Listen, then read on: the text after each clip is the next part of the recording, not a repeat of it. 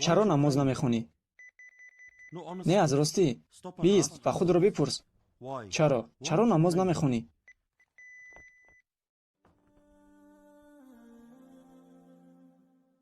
مگر همه مهربانی الله را که به تو داد انکار میکنی؟ یا اینکه تو این را فراموش کردی؟